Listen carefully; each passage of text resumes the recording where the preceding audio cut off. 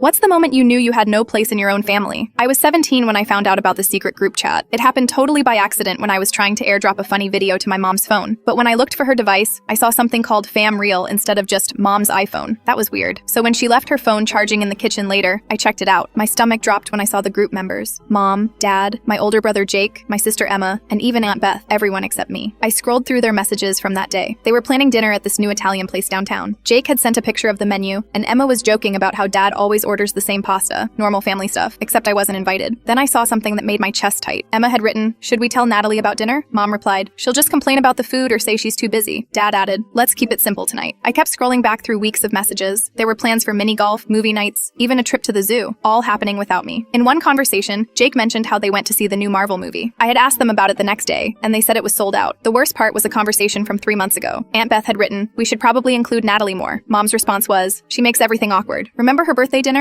Emma chimed in. "She complained about the restaurant being too loud the whole time." Jake added, "Plus she always has her headphones in anyway." My birthday dinner, the one where I wore my favorite dress and actually tried to join their conversations. I thought we had a good time. Apparently they spent the whole night annoyed with me. I found messages about a family trip to the mountains last winter. They had gone skiing for a whole weekend. When I asked where everyone was, they told me they were visiting Grandma. I even texted Grandma to see how she was doing, and she seemed confused about why I thought they were there. There were inside jokes I didn't understand, references to things that happened when I wasn't around. Jake had sent a picture of Dad wearing Mom's reading glasses, and everyone was laughing about it. Emma wrote, "Classic dad moment, number 847. I had no idea what that meant. I sat in the dark kitchen reading message after message. They talked about me like I was some annoying neighbor kid, not their daughter and sister. In one thread, they were discussing Christmas plans. Aunt Beth suggested we all go to her cabin. Dad wrote, "Sounds great, but what about Natalie?" Mom replied, "We'll figure something out." My hands were shaking as I scrolled to the very beginning of the chat. It started 8 months ago, right after my 17th birthday. The first message was from Emma. "Finally, we can plan stuff without drama." Jake had replied, "Best birthday present ever." I heard footsteps coming toward the kitchen. I quickly closed the phone and pretended to get water from the fridge. Mom walked in and smiled at me like nothing was wrong. "Hey, sweetie, how was your day?" I wanted to scream. I wanted to show her what I found and ask why they hated me so much. Instead, I just said it was fine and went to my room. That night, I lay in bed thinking about every family moment from the past year. All the times they said plans fell through or events were canceled. All the times they came home laughing about something and stopped when they saw me. All the times I felt left out and thought I was being paranoid. The next morning at breakfast, they were all acting normal. Dad was reading his phone, Mom was making coffee, and my siblings were arguing about whose turn it was to take out the trash. I watched them interact and realized I was like a background character in my own family story. I never told them what I found. Instead, I started paying attention to when they would disappear together or when conversations would suddenly stop when I walked into a room. It happened way more than I ever noticed before. 3 weeks later, they went to Dave & Buster's without me. They said they were running errands. I saw Emma's Instagram story from there later that night. They looked so happy and relaxed, laughing and playing games. I had never seen them that carefree when I was around. That's when I really understood. I wasn't the problem they were trying to solve. I was the problem they were trying to avoid.